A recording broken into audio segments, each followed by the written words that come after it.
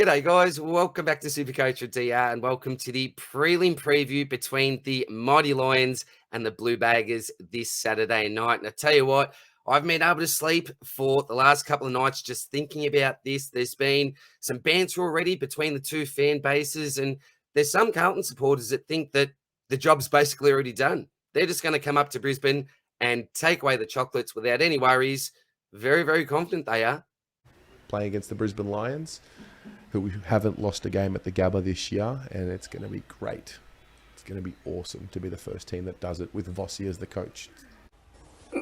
Voy a la playa, había subido la marea.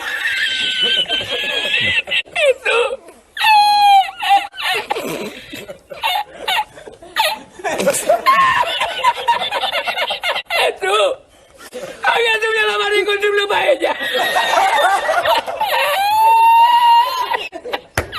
Yes, there are some Blue supporters that are claiming that they are a more passionate and loyal bunch than us. No disrespect to the Lions, but we love our club more.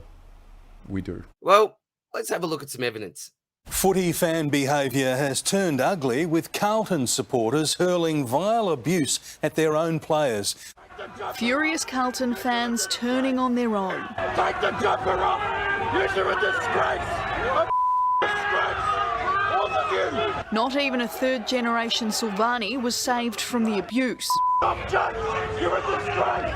A disgrace to the family! Rest of the line's gonna be busy. Have a good night. They're all going home, not even three-quarter time spills. What a game. They're giving up on their own team. What a game. La la la la. Hey, hey, hey. Goodbye. They think that they're going to be louder at the Gabba. I know we'll be louder. I just know it. And surprise, surprise, even the AFL are trying to help them out here too.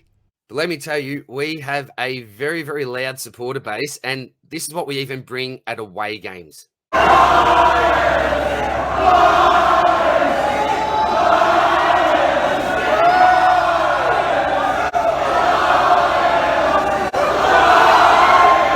And there are some people that don't even know any Brisbane Lions fans. Well, let me introduce you to a couple again.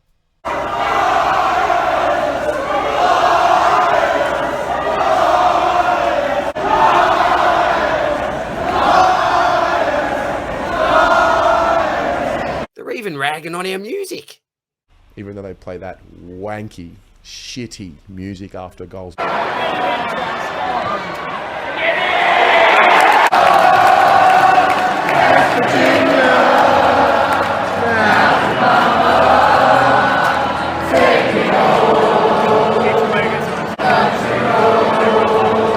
Like, what is that music after goals? Anyway. I thought you just heard it's called Country Roads. Here it is on repeat again. We didn't even stop singing the song till the next play.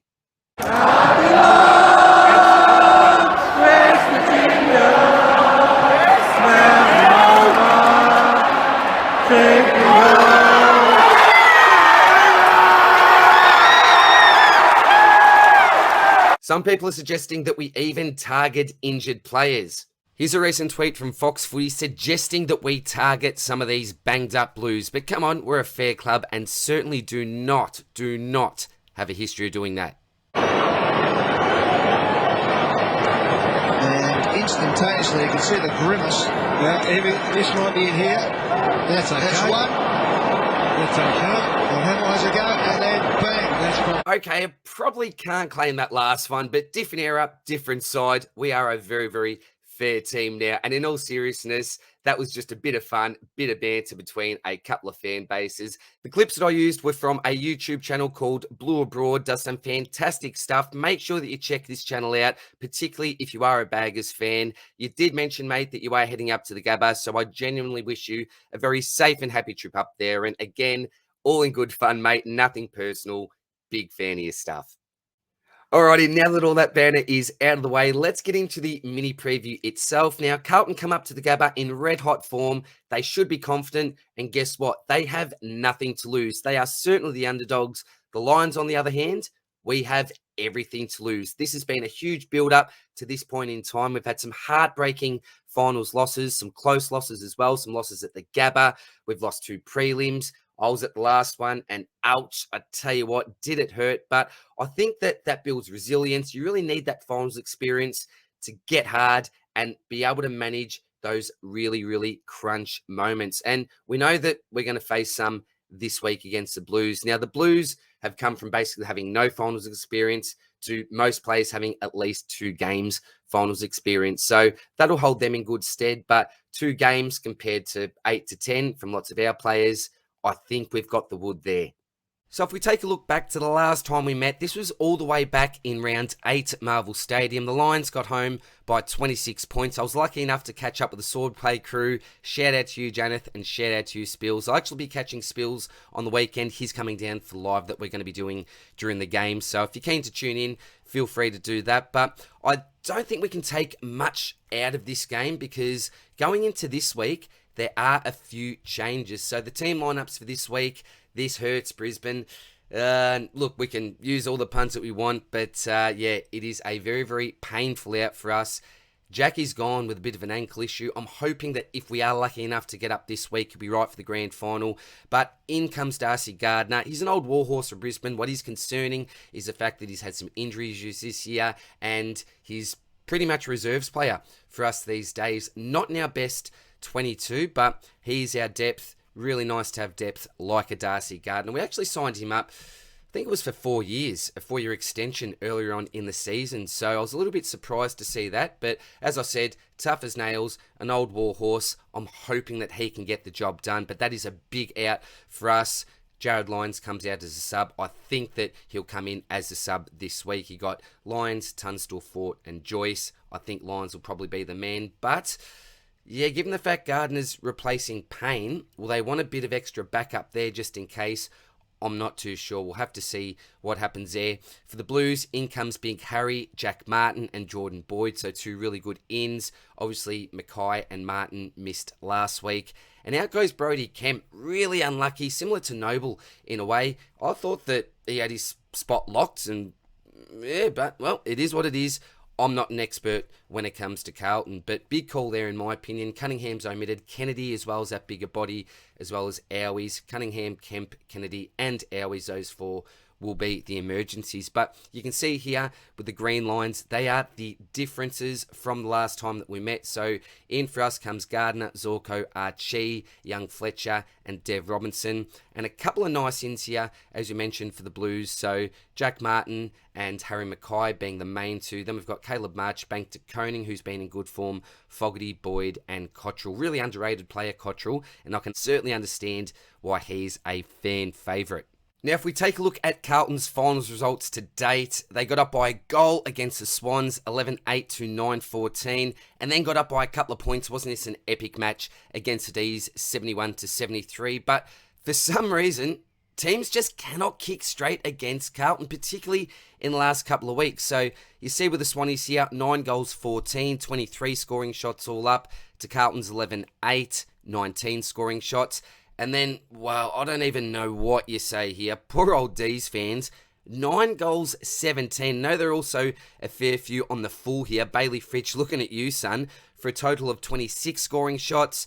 And then we look here, 11 goals, 7 by the Blues. Total of 18 scoring shots. So pretty similar score lines, 74, 73 in the last couple of weeks from the Baggers there. But they have had to rely on some bad kicking by their opposition. Now, one thing that genuinely does worry me is the fact that our 2 key forwards are Eric Hipwood and Joe Danaher. We know what Eric's like, and with Joe, well, we get the good and the very, very ugly. Come on, Joey, stick it up, Spills. What we want, but he says Go on. he misses this because it's fucking Joe. Nah, straight through the middle. No chance, Straight Joe. through, straight through. Yeah, no chance. Spills! It's beers on me, boys. Hey, go, Joey! Go, son! He knew where the ball was going.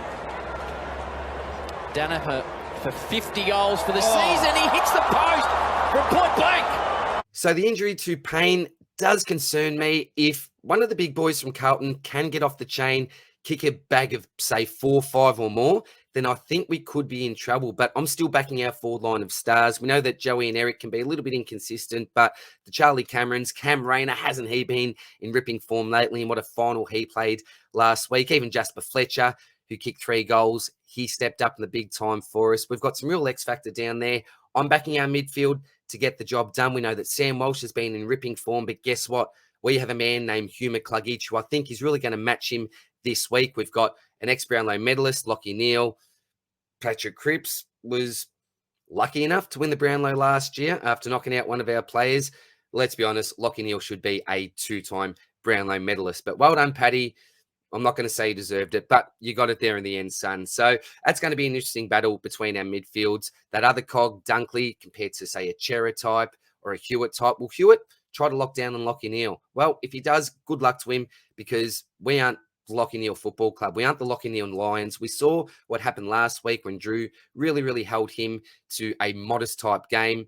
Others around him stepped up, particularly that man, Hugh McCluggage, who I mentioned before. So, look, this hasn't been anything in regards to great tactics or anything like that. We haven't gone into too much depth. It was just a bit of a laugh at the start there and just trying to preview the teams. And I'll tell you what, I'm getting bloody excited about this. Brent and Spills are coming over, as I mentioned, on the Saturday. We're going to be doing a live stream, so I'll put info up about that. And again, to all the Blues fans, this wasn't meant to be anything too nasty. It was all in jest, just a little bit of a laugh. But yeah, hopefully you took that in the right spirit. And Lions fans, get excited, because this is our year. This is our week. I'm pretty confident that we're going to remain undefeated at the Gabba in 2023. And hopefully we can march on in to a grand final. So all the best luck, guys.